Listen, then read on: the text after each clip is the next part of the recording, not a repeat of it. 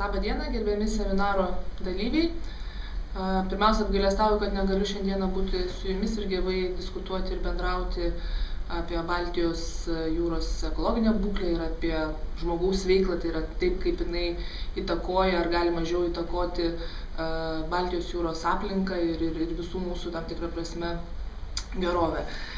Baltijos jūra, ko gero, sutiksim visi, svarbi mums daugeliu aspektų, tai ir ekonomiškai, ir geopolitiškai, bet kiekvienas mes kaip vartotojas, ko gero, būtų galima taip išsireikšti, prie Baltijos jūros prisirišę esame ir prie tokio telkinio, kur visada malonu atvažiuoti, ar tai būtų ruduo, vasara ar kitas metų laikas ir tiesiog maloniai praleisti laiką.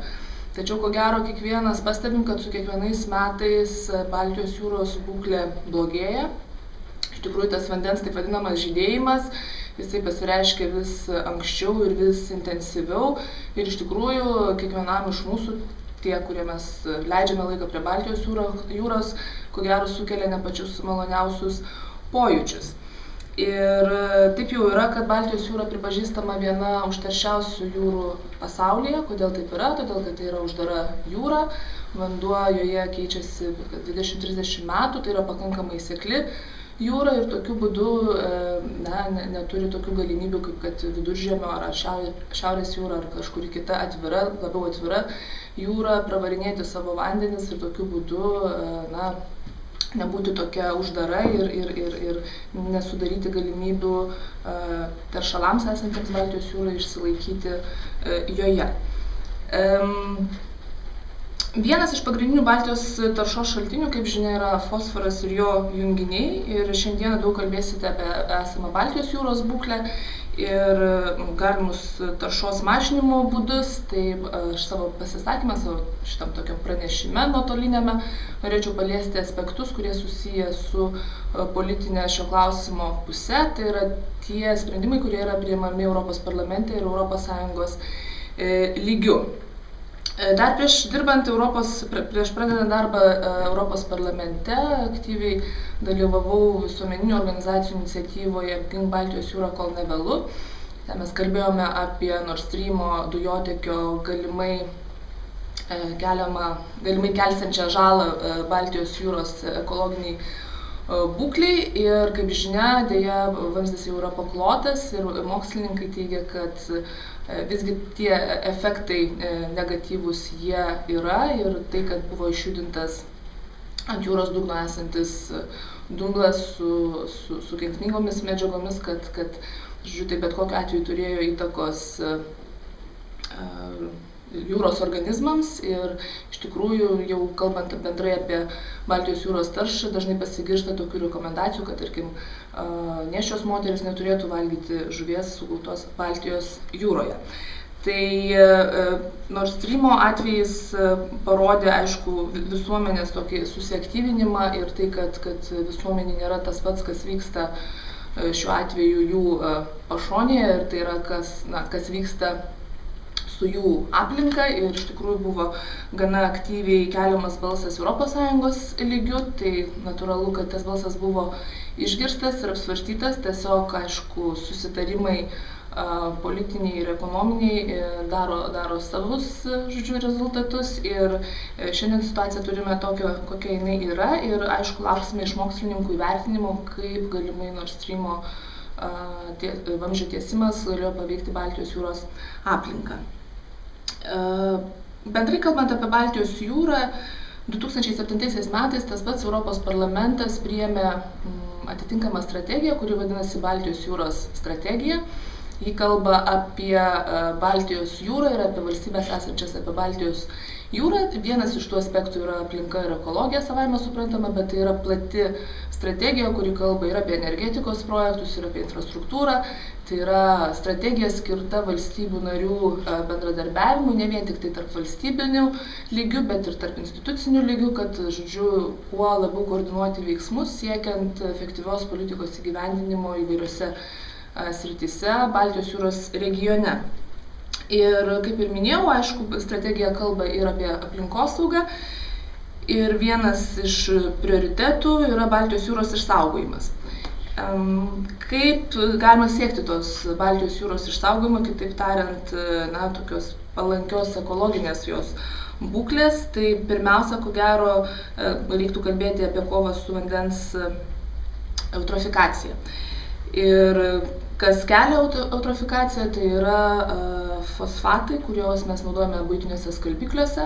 Tai kitaip tariant, jeigu kalbame apie Baltijos jūros ekologinės būklės gerinimą, turime imtis atitinkamų veiksmų, reguliuojant fosfatų kaip sudėtinės dalies buvimą buitiniuose skalbikliuose. Tai prieš 2 mėnesius įsigaliojo atnaujintas ES reglamentas dėl fosforo ir jo junginių kiekio buitiniuose skalbikliuose. Ir šiuo reglamentu nustatyta, kad nuo 2013 metų vidurio į rinką nebegalės būti pateikiami skalbinių plovikliai, jeigu bendras fosforo kiekis lygus arba didesnis 0,5 gramo, taip vadinamo skalbimo porcijoje, pavadinkim taip, vieno skalbimo metu, jeigu skalbimo milteliuose kiekis fosforo junginių yra daugiau negu 0,5 gramo, tai tokie milteliai negalės būti pateikti į rinką. Ir aišku, buvo labai daug diskusijų Europos parlamente, tai buvo per kelis taip vadinamus skaitimus šitas dokumentas svarstytas. Vieni, kurie sakė, kad, aišku, galbūt iš parlamento žaliųjų pusės, kurie sakė, kad apskritai reiktų drausti fosfatus ir žodžiu, kad tokiu būdu kovoti su jūrų eutrofikacija. Kiti, kuriegi teigia, kad tai būtų ganėtinai didelė našta verslui persiorientuoti prie kitų būdų. Dar vienas iš tokių skeptiškesnių argumentų, kad tvarkoje mes galime atsisakyti fosfatų, kurie palengvina skalbimo procesą, bet ar tokiu būdu mes išvengtumėm energijos sąnaudų, tai yra, kad turėtumėm vartoti galbūt karštesnį vandenį tam, kad pasiekti panašių rezultatų, kuriuos mums padeda pasiekti fosfatai skalbikliuose. Taigi tos diskusijos buvo ganėtinai aštrios ir finale, kaip aš jau minėjau, prieita tokio sutarimo, kad nuo 2013 metų skalbikliuose skirtuose skalbimo mašinoms tas kiekis neturėtų būti didesnis negu 0,5 gramo fosfatų, o nuo 2017 metų šitas reguliavimas palies ir indaploves, tai yra tos ploviklius naudojamus indaplovėms. Tai tik tai skirtumas tas, kad indaplovių atveju tai negalės viršyti 0,3 gramo kiekio. Reikia paminėti, kad į reguliavimo sritį neįtraukti pramoniniai skalbikliai, kurie savaime suprantama sudaro galbūt didžiąją dalį taršos. Tai ateinančius metus, kuomet vyks dokumento pakartotinė peržiūra, čia ir Europos parlamentas, ir ta pati Europos komisija ir atitinkamų sričių ministrai turės pagalvoti, kaipgi būtų galima sureguliuoti ir sumažinti to fosfatų naudojimą pramoninėse skalbikliuose. Kiti projektai Baltijos jūros strategijos rėmuose tai yra geresnis nuotekų valymas ir vandens pagrindų direktyvos įgyvendinimas.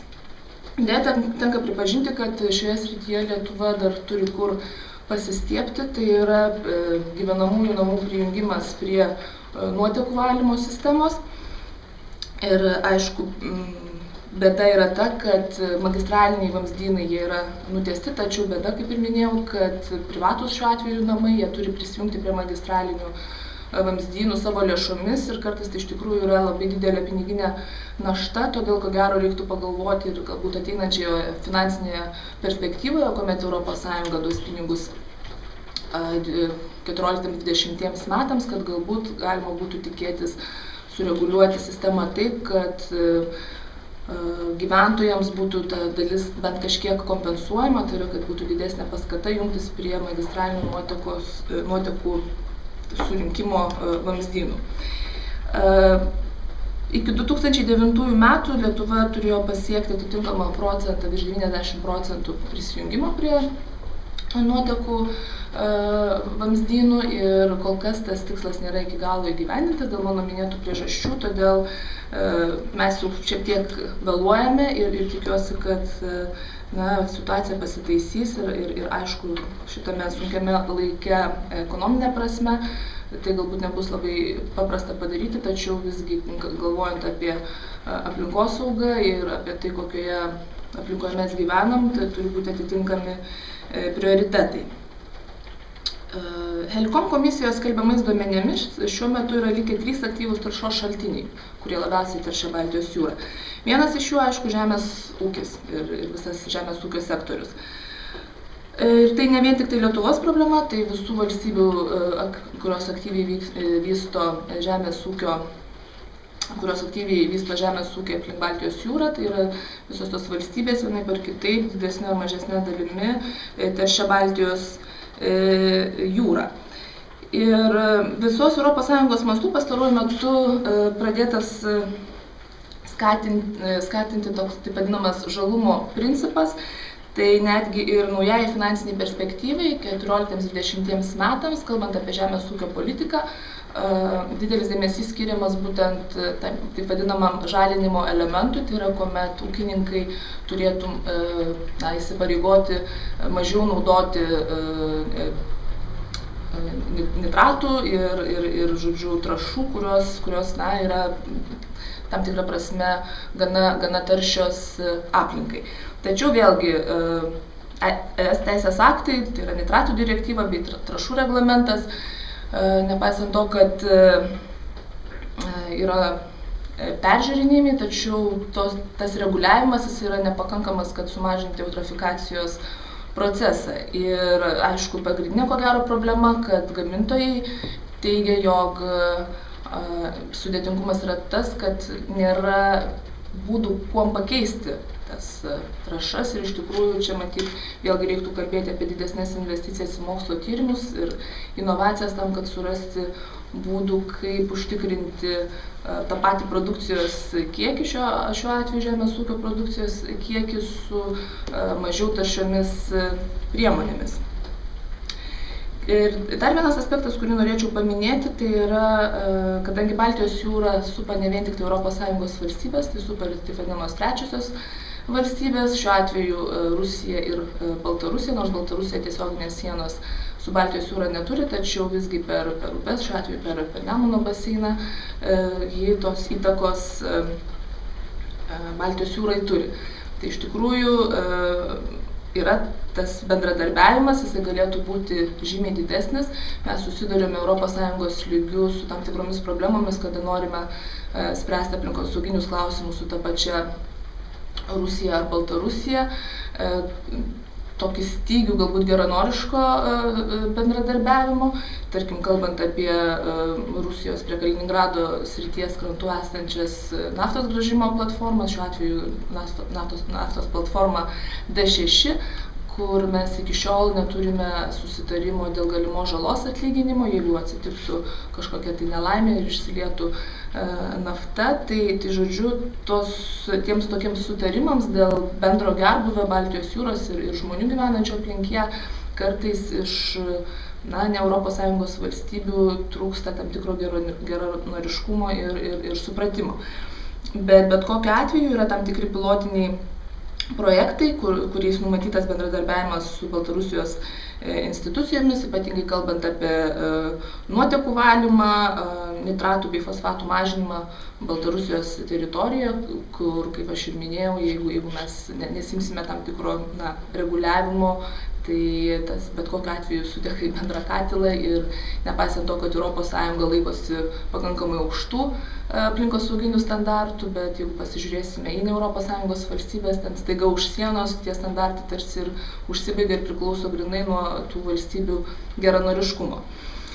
Tai tiek trąšų atveju, tiek mano minėtų skalbiklių atveju šitie klausimai yra svarstomi, jeigu kalbėti apie Europos parlamentą, būtent aplinkos visuomenės sveikatos ir maisto saugos komitete, kurio narė aš ir esu. Tai labai tikiuosi, kad atsiradus šių dokumentų pakartotiniams peržiūroms galima bus kreiptis ir į jūs, ir į ekspertus, ir į nevyriausybinės organizacijas, tam, kad surasti kuo geresnį variantą, kuris, aišku, subalansuotą variantą, kuris lygiai taip pat atsižvelgtų ir į verslo interesus, bet atsižvelgtų pirmiausia ir į aplinkosauginius interesus, kitaip tariant, kiekvieno iš mūsų, kurie esame tos aplinkos ir gamtos vartotojai.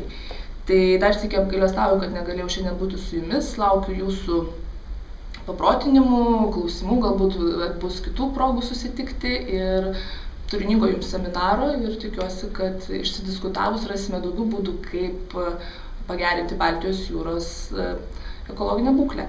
Sėkmės!